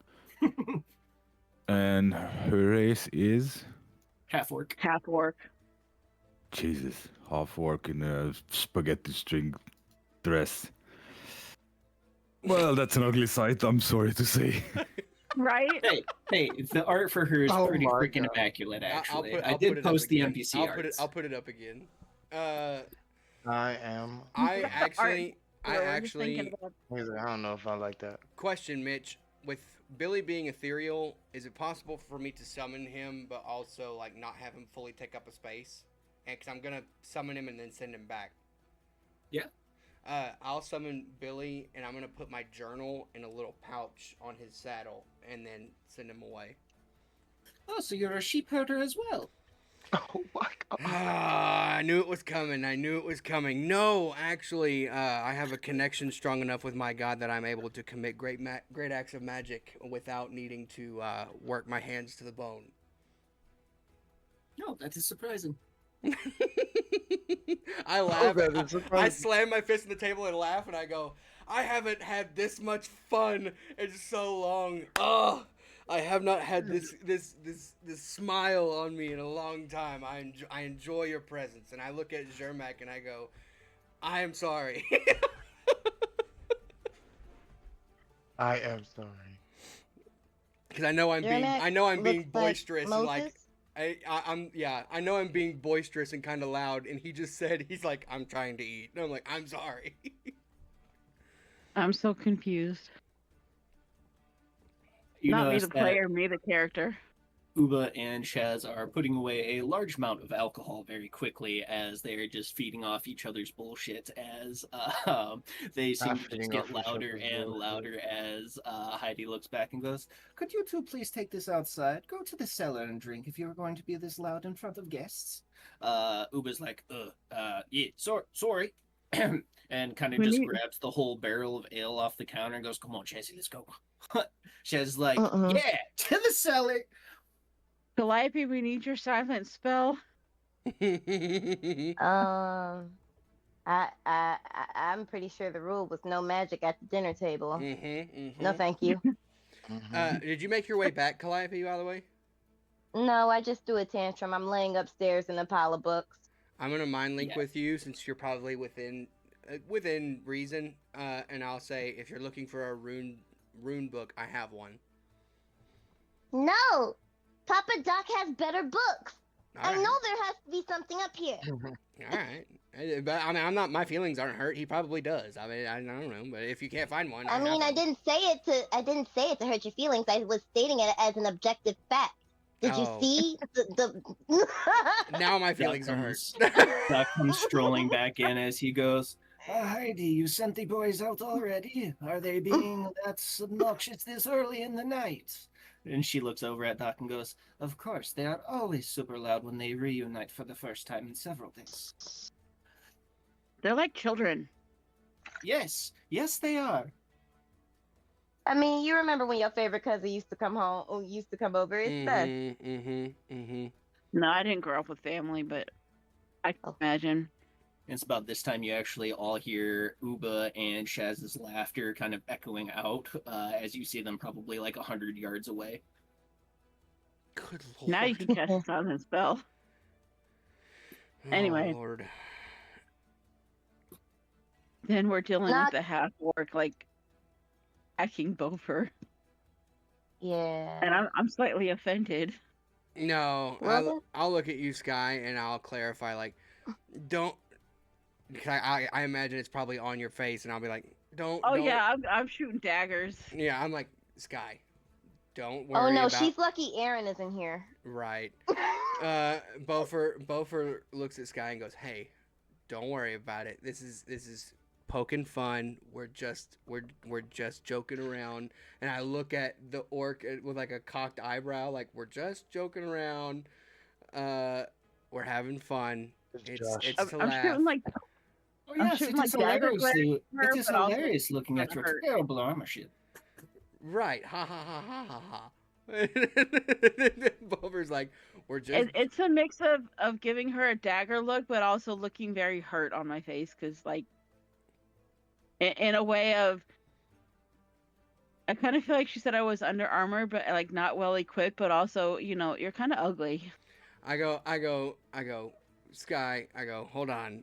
I was like, it's just joking around. I was like, Tyrius has said way worse. We're not worried about what she is saying to me right now. Excuse I'm me. not worried When what did she I did. say that? Sirius has threatened you. Did not. That's, Tyrius has threatened me. Tyrius has actually threatened bodily harm on Bover. yeah, Above but the he table? ain't never say nothing about your God. He ain't call your There God a is hoe. there is a bit of a difference between willing or wanting, well, actually willing to kill you, and teasing you. That is true. That is true. Above the table. It's not even about what she's saying to you anymore. It's about what she said to me and how she treated me now. Oh, She about just called you scrawny. Yeah. I mean, you And are then coming petite. out trying to be dressed better than me. As Zermac finishes his large piece of beef and pushes it off to the side, he goes, "So, Master Dwarf, where do you hail? Where do you come from? I do not see much of my kind in these parts." The mountain homes. The mountain homes. I have not been home in a long time, but yeah, the mountain homes. I haven't been home in a long time though. They can be dicks. Yeah. yeah, absolutely. They yeah, I've been not home probably what is I'm 70 and I haven't been there in probably 50 years or give or take. I hazard a guess that's why you're here too. I go, actually, as a matter of fact, why aren't you at home? He died. My family is a bunch of dickbags, and frankly, this place is much better. I'll speak in Dwarvish and I go, and I'll speak in Dwarvish and I go, they really can be really mean to people who try to do the right thing. Yes, especially when you do not follow the family plan. Yeah. And I go, I'll say in Dwarvish, I'll say, can we speak in private later whenever you have time? Absolutely. I have nothing planned outside of a rather strong bowl of mushrooms and tobacco later. Oh, that sounds so Oh. good. Bofer in Dwarvish goes, oh, that sounds so good. Oh my God, we're all friends here. Why you gotta talk in code? As Rashanka goes, "Can you kindly stop speaking gibberish at the table?" I go, Right. I haven't spoken my native tongue in so long. Give me a break. Speak your native tongue whenever you like, because we can't understand it. See? Gibberish. Exactly. I will, in common, I will say, I have not spoken my homeland tongue in Morodin knows how long. I have no idea how long it's been, and I got a chance, so I'm going to take it. That's your fault, though. Calliope and Aaron both speak Dwarven. Yeah, but we don't sit around and just talk. We don't sit around and like just speak in Dwarvish. We don't just do that. And so Bover hasn't done that in a long time. Nobody said you couldn't. Like I said, you can speak Dwarven whenever you want to. Like, just because we can't understand it, but apparently they can. So that's on you, dude. I'm just saying, you got family. Don't act like you ain't got family. I think at this point Tyrius is going to go, oh yeah, man, you asked for it. I go. Walked into that door. Grant's going to interject. No, he didn't. No, he didn't. But this isn't my dinner table, so y'all you do that. But no, he didn't. Calliope's gonna peek over and call down, Papa Doc, I know you must have a book on runes up here. What shelf? He kind of like looks over from the table and gets up, using his staff to kind of walk over and looks in the library at the mess you've caused and goes, My, you've caused quite a bit of a mess in here. What kind of book were you looking for? Runes, something pretty that I could tattoo on myself, preferably on my hand. What kind of runes? Elvish, Dwarvish, Sylvan, Draconic, Ah, Celestial, Infernal, Abyssal. There is. What else? I do believe there are a book of Naush in here as well. Did You said did Calliope I know was- there was this many runes? no. Calliope knows nothing. Calliope didn't even know she was a Kalishtar until last fucking session. So. Oh my word! She didn't know she was close to the last of That's why I think Doc knows everything about my history, because if he can tell that she's a Kalishtar, he can tell me what I am and all, like, To everything be about fair, Kalishtar have a very distinctive characteristic in this setting. They have a platinum ring in their eye, especially when they're awakened like Calliope is. A very unique feature exclusive to their class. You know what? Didn't know that, but I got excited that he knew something about somebody else's history, so I'm just going full on lore dumping on him. But Doc goes, if you are looking for the prettiest, I would say either Sylvan or Elvish would have the most elegant filigree. The most powerful that I know of would probably be the Draconic. Calliope smiles, of course. But what do I'm you gonna think? holler up the stairs. Well, Tyranny is your baby mama, and she's a dragon, so Draconic would Will you probably be let a me way to ask my go. own goddamn questions?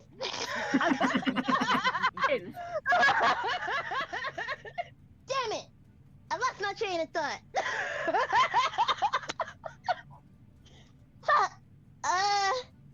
Shit. You know what a Kalishtar is. What would a Kalishtar use? Unfortunately, an old friend took all of my exotic language books some time ago. He is a pilot of sorts. I would say, for someone like you, I would say Elvish would probably be the easiest to use. Do you speak the Elvish tongue? I do. My best friend's a half elf. Well, my sister in the group is a half elf, but my best friend when I was back there was a half elf too. Oh, very well, then this will work out fantastically. As he kind of steps over the large mound of books that you've dismantled from the shelves, he begins to walk up the staircase, this wide, winding staircase going up the side of the tree. As he goes to rooms would be on the second story, as you see him kind of disappear out of view and then come back a moment later with two books, one encased in green, the other like an autumn red color, as he hands them over to you. These are also copies. You may take these as you will. Calliope smiles real bright. Thank you, thank you, thank you, thank you, thank you. I gotta do something. At least let me. And Calliope's gonna peek over at the pile. At least let me help you clean up the mess I made. That would be very helpful. Putting things on the bottom shelf is hard. Not at all. I could do that. As he uses his telekinesis to move about half the books back to their proper places on the shelves. The rest is up to you, my dear. Calliope starts shelving books and summons her mage hand to also start helping her. Yep. So while she's doing that, we're sitting at the table. I look at Zermac. So Sir Zermac, you said you died before. How did you die, if you don't mind me asking? Horribly. If I remember Literally. correctly, I do believe I got shot and then electrocuted heavily and then burned. Yes. What the fuck? Right. How did that? Was it in battle, or did you like? What? I would hope that's not We normal. were- What the We were hunting some dick-nosed noble across the continent and he got a lucky shot. How long ago What? was that? Was it a golden? Ancient What? history now. I mean, ancient history could be 100 years ago. It could be 500 years ago. No, Uba would be dust if that was the case. Maybe 6 years, 7, 8 years ago? Somewhere less than a decade. Sky's eyes go like super huge. You consider 7, 8 years ago ancient history? Yes, it happened in the past. Kind of gives you like the duh, and kind of like squinting at you, like it's ancient history. It's in the past. Oh, he's so zen. Then He doesn't give a fuck. how do you consider Doc if 7 years ago is ancient? Damn. As the kids would say, he is a dinosaur. I'm How so old is this dwarf? I'm so glad that you were not here to hear my story a little bit ago. Okay, good to know. And I'm just gonna like slink in, like slouch in my chair behind Heidi out of his vision. Oh. Gonna talk about my age. Oh. Moving on. Oh. As Rashanka puts her plate off to the side, eating a large piece of sliced off roast venison and some potatoes and bread, she kind of stretches and goes, all right, well, I'm off to go do some work. Dwarf boy, would you like to join? Uh-huh. Bofer picks up his hammer, puts it back on his belt because he forgot he was showing off with it, and then realized he left it down there. Picks it back up, puts it back on his hip, and goes, yeah, I will join. I go, in Dwarvish, I look at Zermek and go, would you like to join, and maybe we can talk for a minute? But Blacksmithing is not my thing.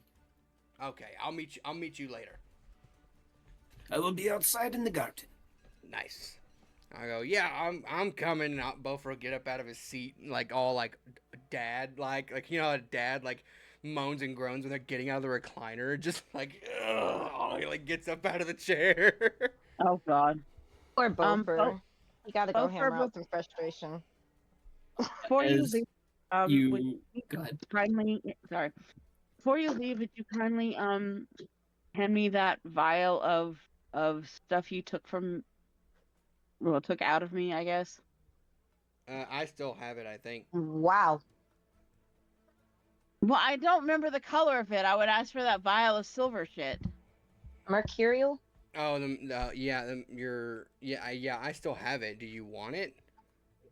Yeah, I'm gonna talk to Doc about it. Yeah, Oh. sure. I take it out and I go, it's yours. I never claimed ownership of it. Yeah, absolutely. I was just holding on to it since I'm kind of the medicinal guy. So yeah, have it. You're good. I just want to borrow it. Yeah. Cool. Thanks. Yeah, and I'll follow old Moto over there. Rashanka. Yeah, As she leads you down to the basement, you see a massive like stone hallway that goes into probably like a 60-foot wide by 100-foot room, and it is just lined with weapons and armor. You see a massive forge in the center of it. It would rival probably the quality of diamond hearts. Nice. As she walks down, she puts a leather apron on, tying it tight around her as she looks back and goes, are you ready to actually learn some good smithing? She's doing that as she's wearing a spaghetti strap dress. Bofer takes off his armor, sets it to the side, kind of cracks his neck, rolls his shoulders, grabs a leather apron, throws it on, and goes, I don't know. Are you ready to learn how the magic happens? There is no magic, only skill here. Something you dwarves should probably learn. You think. And I'll follow whatever she's doing. As you see her go over to a case, she pulls out a great sword that has a gold blade to it. We are going to be reforging this. Do you remember how to disassemble a great sword? And Bofer gives her that side eye and like, I mean, it's not rocket science, I don't think. I do not know what you know. And I'll take it apart, and I'll take it from her, and I'll take my forged tongue and just blow very slightly on the ball of the hilt, pull it off, pull the handle off, blow on the actual hilt, blow on it, get it to where it's softened, pull it off, and I'm like, there, disassembled. That is a very handy tool. You will have to tell me where you got that. As she begins using a foot pedal to activate these massive 4-tier bellows that kind of all work in rhythmic patterns to quickly superheat the forge as you see the flames go from orange to red to a blue to a green, and eventually at the base of all the coals you see a pure white flame begin to form. As she goes, there we are, nice and hot. As she puts the golden blade in, and it almost instantly heats up to a red pitch. As she goes, uh, look around, see if any of these hilts and safeguards catch your attention for this. We're going to be breaking this greatsword down to a scimitar and countersword. Okay. I'll go look around and Bofer starts looking around and he folds his arms and kind of looks and is like, are we looking for decoration or are we looking for usability? 50-50. Let's see what you got. You see that there's a plethora of metals here, ranging from pure iron to steel. There's a little bit of orichalcum here. There's a few cobalt pieces in here. You see some ruby silver off to the side. There is a wide array of metal pieces here, including ignits that are underneath the tables and display cases. So Bofer, I'm gonna grab the orichalcum, which I've already worked with before. I'll grab some of it. I'll grab some of the ruby silver, and I'm going to use my forge tongue and forge kind of like a basket hilt, where on top, instead of having like a normal just bland cover, I'm going to use my forge tongue and blow holes, poke them, and make it look like a flower basket. And then put the ruby silver along the edge of the handguard and a singular line like a pinstripe, and then do kind of like maybe like a, I don't know, 2 millimeter thick strip, and then do a super thin 2 pinstripes alongside it that are shorter on the ball on the end. I'm going to probably, if you'll allow it, I'll probably see if I can find some more of you said that there's all kinds of metals. Is there any kind of I know that ruby silver is red. It's got that shiny red. Is there anything that's got like shiny, like just regular shiny silver-ish, but more kind of white? She does have silver and mithril ingots. Okay. I'll try to use some of the mithril instead, since it's kind of more whitish that I'm going for. It's like a silver blue tint. I'll get that and create a use my forge tongue to try to create in the shape of a diamond, but obviously much bigger because you use the bottom end of a sword for blunt force, and so I'll try to make it a diamond shape ish, and I'll finish it up and I'll go, what do you think of that? Not too bad. Not too bad. You are not as rusty as I took you for. I know I look rusty. I know, but I'm getting there. Okay, it's been a long time since I've stepped foot in a forge in the realest of senses, but I'm slowly making my way back. Good. She has another couple of anvils in the area, and she goes, feel free to finish that up. I will be with you shortly. And as she pulls out her hammer, she makes one big swing on this superheated gold blade, and you immediately start hearing drums in the ambience around you. As we shoot upstairs, you all see Heidi go, she always does this with the door open. And she snaps her fingers and she casts a muffle on the doorway to stop the hammering sounds from the basement.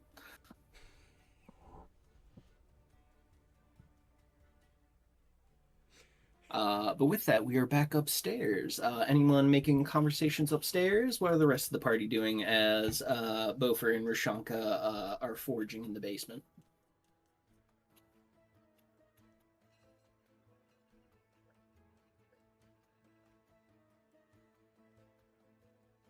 Silence. Smoking, I guess. Hello. My bad. I was trying to. Every time I unmuted my mic, it would mute. It was driving me crazy for a moment. All right. Is Branch comes in from fishing with Jerry. I also do some of Jerry. Branch walks in by himself. I don't remember exactly who's in the living room. To be honest. So currently it would be Calliope, Doc, Shermac, Tyrius, Sky, Heidi, Mick, and Marcus. And then you guys would have seen Uba and Shaz walk out to the field and are being very drunk and loud. Okay. Trying to find the MP. The guy who's a descendant of the hunting god. hunter. Yeah. Yep, Uba. Uba. There we go. I wanted to say Uba, but I didn't want to just be wrong off rip, so I'd rather just ask. I kind of asked him about like, hey Uba, walk in. Do you mind telling me about like, your lineage? I kind of started this. Outside getting drunk. Yeah, as you go out to the field and find Uba and Shaz, they are currently sitting outside like a round doorway. Uba is currently sitting on top of a big barrel of ale, and you see him kind of like tilting back and forth ever so slightly as you see Shaz leaning heavily against the cellar door, also drinking, slightly drowsy, rosy-faced as Shaz looks at you and goes, "Hey, what's going on? New person friend? Is he cool, Uba?" Uba looks over and goes, "Ah, yeah, he's good. He's good. What was your name again?" Branch. How you guys doing? Ah, today? Branchy. Yeah, there it is. See, like a trap, my mind never forgets. Oh yeah, you never forgot. God. Not even for a moment. So, do you mind if I partake in your? Absolutely. As he looks around and goes, tankard. Oh wait, and goes into the round doorway, disappears, comes back out with a slightly oversized. It's probably like a 24-ounce like tankard, and fills it up and hands it to you. Gotta Oh, catch my. you up, bud. Oh yeah. Branch starts drinking, and he's like, "So I started this this kind of divine quest as of recent with your descendants, and Yeah, you got the mark right there in your chest. See it? oh, I didn't. I don't. Oh yeah, I forgot. I took my stuff off for Beaufort. I forgot I was walking around bare chested. Hey, yeah. So, you mind giving me any type of like knowledge on your family? I would like to learn more about, you know. Yeah, absolutely. Let's see here. Family tree, family tree. So technically, kind of does the air quotes. The Grey Hunter would be my great grandfather.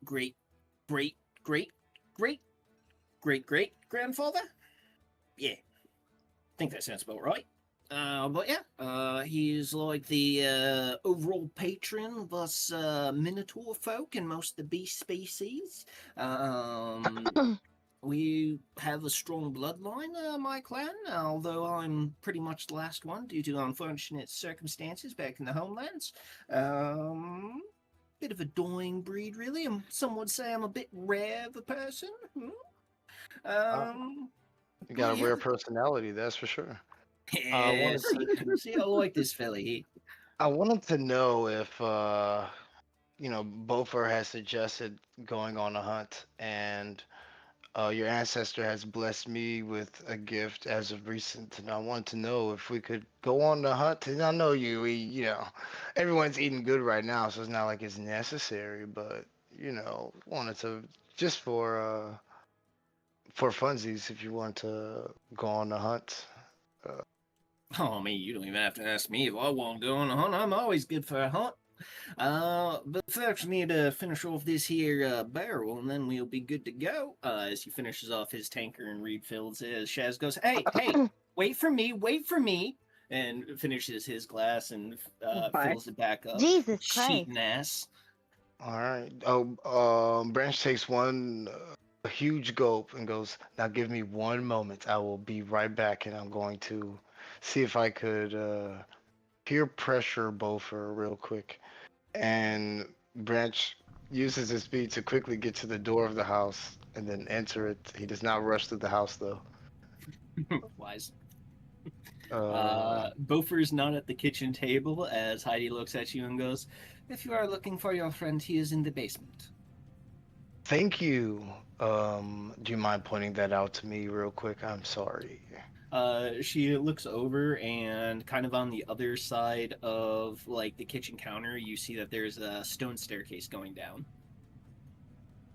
Thank you so much. And Branch goes down the staircase and goes, "Hey, Bofer, you trying You to are go immediately for?" met with the heavy sound of metal being forged. And You strangely enough, there is also the heavy, like in between each of the hammer swings, it sounds like there's drums going off, but there's no drums in the area.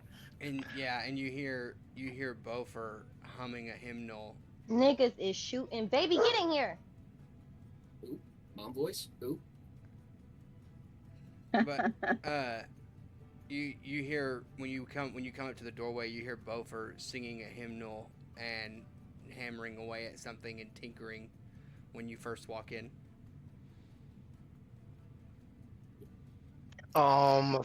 Hey, I see you're kind of busy, but me and some of the guys are trying to go on a hunt soon, and I know you're kind of zoned in into your kind of seems like competitive vibe that's kind of going on. I kind of like just feel it just coming into the room.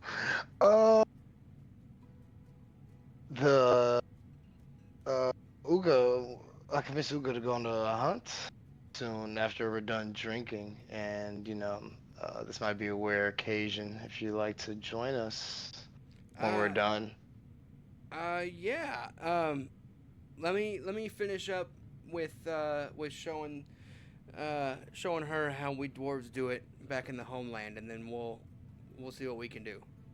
That is why I gave you the smaller of the two weapons to work on. Okay, all right. Yeah, it's because It fits your stature. we're better with the delicacies of life. Don't worry about it. And Bover laughs, and I look at Branch, and I'll mind link with you and go, I'll come. Just give me a few minutes to finish up down here. Our Branch gives him a thumbs up and goes back up the stairs. Um, Waves at Uga's wife on the way to the door, thanking her for the instructions, and back outside to drink with Uga and I forget the other person's Chaz. name. Chaz? Yep. There we go, Chaz. Chaz. Shaz. Chaz, gotcha. But yeah, as you march back out, you see that both of them have emptied their tankards again and are refilling as Uba looks over at Shaz and goes, "So you threw it in the tower yet, bud?" And takes another sip. Shaz, fucking rosy face, goes, "You're gonna have to try way harder than that, friend. Try to drink me under the table." As you see him drink, he casts lay on hands on himself. Oh man. That's gotta be cheating. That's gotta be cheating. He does have a very good sleight of hand, I'm not gonna lie. I better hurry You're up. getting yourself And into, right? Bofer said he's also be down for a hunt after, as Branch also starts drinking. Very nice, God. very nice. Just I go make a wee pit stop to the south, give a quick offering, and then we can be off for it. Hold on. Kind of kicks the barrel with his hoof. Yeah, we're about 3/4 the way done. Another 20 minutes or so. Glug, glug. As he finishes up his tankard again, fills it up. Shaz sits there, sighs, finishes his tankard, and goes, we gotta find a new game instead of just trying to like finish off a barrel. Whoever can drink the most first. Like, it's a great game and all, but it's a bit repetitive after a moment. Uba just looks at him and goes, "You're scared of losing again, aren't you?" Shaz just kind of glares at him and goes, "No, never." And Is begins anybody else to. panicking about the fact they're getting drunk and then going hunting? Nope. Nope. No, because only one of them is getting drunk. Listen. One of them shit faced. If you know anything about hunters, it's about good ones understand when it's time to drink and when it's time to not drink. And when it's time to drink is about 45 minutes to an hour right before it's time to get in the deer blind. Okay. Allegedly. I know enough to be Allegedly. worried. Allegedly. But about another half hour passes as they polish off the last of this barrel as Uba kind of picks it up with one hand, kind of juggles it in his hand for a moment, goes, "Hey, all right, cool." Kind of opens up the cellar door, rolls the barrel in there, and closes it right before you hear a loud clatter of wood on wood, and goes, "It's a mess for later." And he goes, "Right, just need to run up to the house real quick, grab something, and then we should be good to go. Shazzy, you set up for a hunt?" Shaz looks over at him, still slightly rosy-faced, and goes, "Got my faithful sword, I'm good to go. Other than that, I got that skill, baby." Wow. Let me go check on my buddy real quick.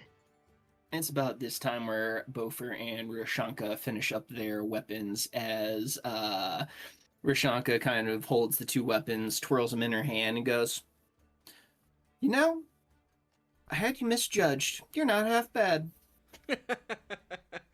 I laugh and I go, "You know what? And I misjudged you as well. You're not as mean No, you as I didn't. thought you would That be. either. No, you didn't. Not as mean as I thought you would be, and that's a blessing on you and a blessing to me as well." She smirks, puts the weapons in a display case, and goes, "If you're ever looking to change sides and, be with an actual decent god of crafting and dedication, Moto might make an exception for you." And you know what? Ah. If you ever want to follow the righteous path of the Creator, you're more than welcome, and I will gladly welcome you in with open arms. I like to look up to my gods. Bover laughs. That's kind Bover of laughs. crazy. Bover laughs, and he says, Bover laughs. Bofer laughs and says, hey now, I look up to everyone, all right? She just kind of like shakes her head and goes, "You said it." I know. Listen, I've been through it all. I do, if you don't mind, now that you've tested the wherewithal of my crafting, if you wouldn't mind answering a question. What you got? Have you Balls. heard anything about the gods missing or not being around? I've never had much of an issue down here, at least. Outside of the territory, connections are weak, to say the least. Well, there's a new heresy moving about that the gods, for lack of a better term, I don't want to startle you or make things worse than they already are, but there's a heresy going around that the gods have, quote unquote, gone on vacation, or also possibly abandoned us. And I noticed that being here, that is so not the case, especially with my own connection.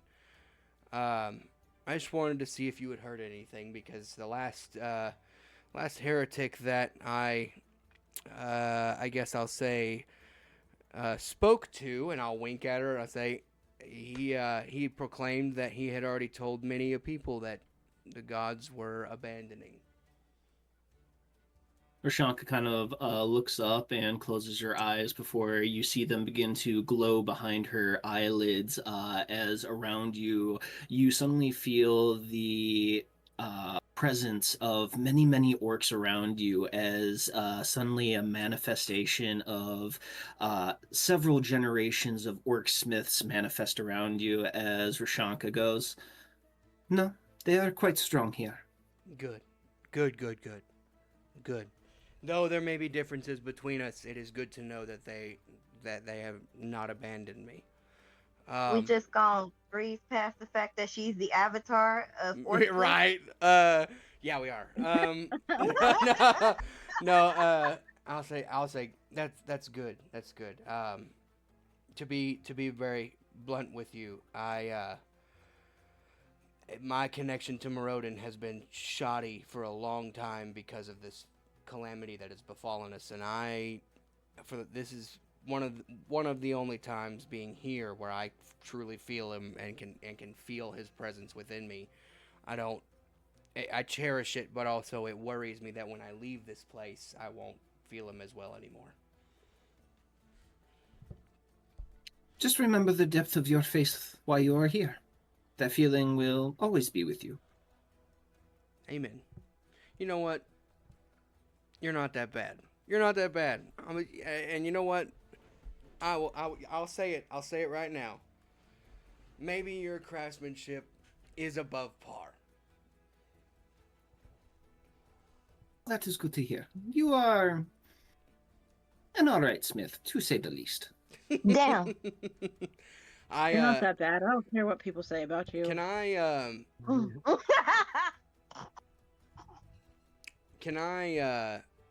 but I know Branch is coming at some point to come get me. I'll look around at the ores she has and I'm looking for that same metal that I used to make the griffin pendant. It was just the plain steel and some gold, and I'll look around and it's here. Obviously, you already told me that. I'll say, do you mind if I work on something real quick? If you have time before Uba hunts you down. It won't take but a moment, and I'm gonna walk over there and I'm gonna make another griffin pendant, just a miniature one. Not like the one I have or the one that all of us had. Not the big one, the cool one. I'm just gonna make a little mini one. And I'll we ain't that close yet. Yeah, I'll gift it to her and I'll say, thank you for allowing me to feel like I'm at home for a moment.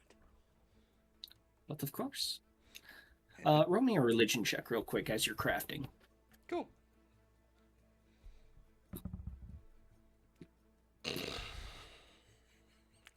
What is my religion? I'm gonna cast guidance on myself. I rolled a natural 2. Oh my. Hey, okay, we're up to 11. 11. Mm-hmm. As you're crafting, it's odd. It's almost like you feel Morodin kind of like on your back watching you, but you also feel like there's a presence in front of you that is also watching.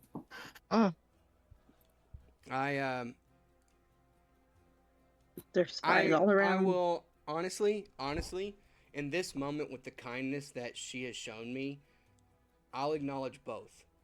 I will subtly, in the moment of me crafting, position myself in such a way where I mentally and spiritually acknowledge both the presence of Morodin watching me and be thankful for that, and also that whomever this thing is in front of me watching me, acknowledge and be thankful for that as well.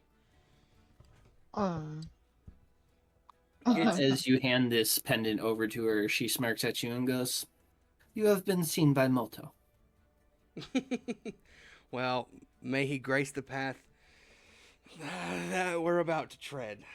Maybe one day I could fill you in on all the many details, but as of right now, there's too many details to even begin to uncover. And I will give her the dwarvish bow and say, not only may Morodin bless you, but may Moto bless you as well. And I will be on my way to go back to Branch, because I know he's coming. May your anvil sing. Branch, walking down the stairs. Branch, He was already there, but he didn't want to interrupt. Not gonna lie, Beaufort is a little sweaty. and not from the blacksmithing. Buffer puts on his armor and he walks up and shuts the door and looks at Branch and goes, "Let's get out of here and go hunt. I need a moment. Let's go hunt. let's go do some dude stuff for a minute." You would see Uba rush into the house as he runs upstairs, taking the stairs 4 at a time, running up to his bedroom as you see him just jump down, not using the stairs at all, landing on the ground with a big crash as Heidi goes, "I told you not to do that." He goes, sorry, it was in a bit of a rush. Love you, boy. Gives her a peck on the cheek as you see a massive great axe in his hand that he's kind of like hiding behind his back as he skirts out the door. I imagine me and you, Branch, we're just like gingerly walking out the door. Y'all gonna get this man in trouble. Yeah, I do not. I opt to not upset Heidi. And run out of the house. I will gingerly walk out of the house. As Uba, Shaz, Branch, and Bofer all kind of meet up, Uba kind of with a big smile on his face, his great axe over his shoulder, goes, "Right, just gonna make a wee pit stop to the south. So do me a quick favor. Don't say anything about what you see down there, right? We all cool, copacetic on that, yeah?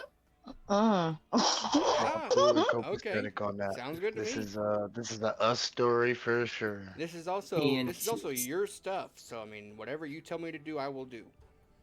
Yeah. It's just, sensitive stuff and things. As he makes his way towards the southern area, which he steps in between a set of trees, and immediately the atmosphere goes from bright and sunshiny to silent and a little dark as he takes a few steps through, guiding you all. You would find yourselves in a small clearing. Let me find this. We'll just put in the NPC art for... We have officially split the party. The party is split. I guess I should have remembered we got a gremlin, but it is what it is. I mean, but most of us are able to eat. Like, everybody's able to, like, reach out in some way, shape, or form. So you guys will be fine. Yeah, you're right.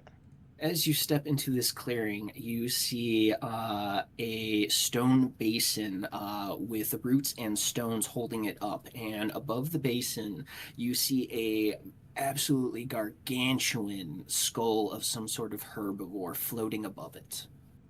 As you see Uba put his battle axe into the ground, holding with one arm, he puts his hand up and he puts his hand into the horn, drawing blood as blood pours from his hand down into the basin. As he looks over to you all and goes, "Now it's your turns." All right. Okay. I have something I want to do, but I want a branch of yours. If both of this one you want to do, go ahead. But I'll go over and I'll do it, but I'm gonna hold my hammer necklace underneath my shirt or underneath my armor, and just kind of be in my own head muttering prayers as I do it. It's odd. As you feel your hand being punctured by the horn, you feel a trickle of blood move out from your palm down into the basin. As the blood begins to swirl and mix, you hear what sounds like a bear's roar and an elk's bugle mixed together as it fills the area, as you see this smoke begin to pour out of the basin and around you all, as there is a shift in the area. And that's where we're going to end tonight's session. Thank you for watching. Very much appreciated. I'm so glad you enjoyed it and stuck out to the end. Come back and see us live on stream, on TikTok, X, wherever you can find Raise the Idols. Come check us out. Stay up to date. All the fun things.